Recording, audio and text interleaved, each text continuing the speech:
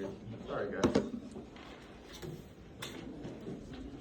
Okay, so who you're looking at here, his name is Bernard McKinley.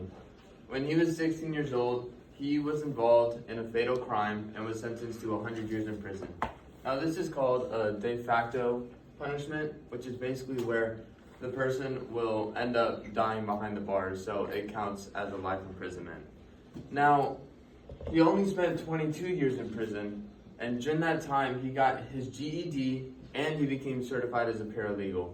He was noticed by Northwestern's prison education program and ended up becoming a law student after he got out on parole after 22 years. Now, this is why I believe all state prisons should be required to have educational programs.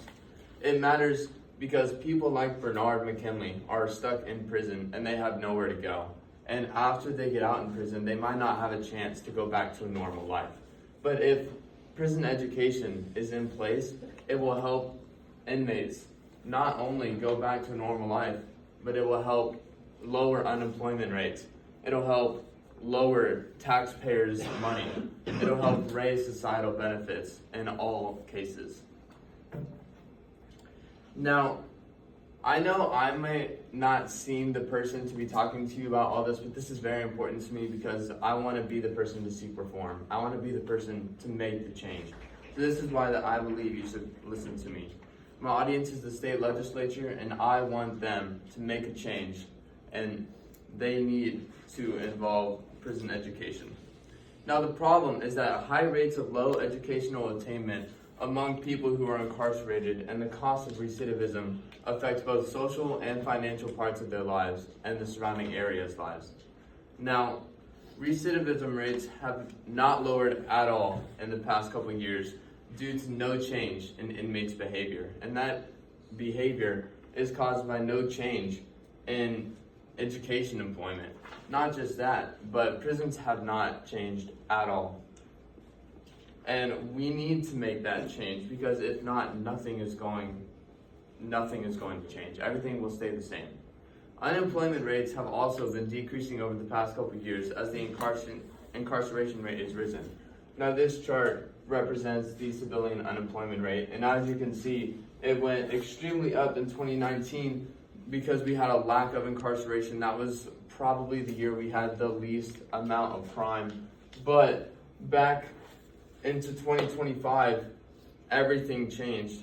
We've just had a ton of crime going on, especially in Chicago and Houston and so many other places.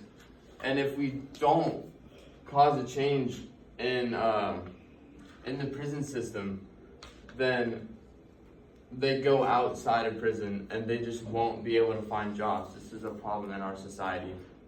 And not changing this policy is affecting the future lives of these inmates. Now, all of these are solvable by taking the correct choices of action. To offer an education program to inmates to improve their lives after prison and the state's rate of unemployment, recidivism, and financial burden. So to help lower unemployment rates, having an education program gives them a better chance of getting a job outside of prison. So building on previous research done by the Prison Policy Initiative, they came to the conclusion that 27% of the unemployment rate comes from formerly incarcerated people. And the lower the amount of education, the higher the unemployment rate is. The second solution is introducing an education program will help reduce recidivism. Now, I've used that word a couple times, but recidivism is when an inmate gets out of prison, it's their chance at going back in. So lowering the rate of recidivism will lower the chance of them going back in after they get out.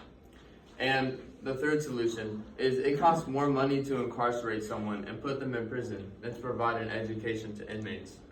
Now, a study done by BARD Prison Initiative, How Prison Education Can Save Taxpayers Money, in April 2015, they did some research saying that over the course of 5 years, taxpayers will save 40% of their money if we involve an education system in prison and release prisoners early rather than having them serve out their whole sentencing and incarceration. Now, these are some graphs. This graph represents each type of education and its effect on recidivism and its effects on employment.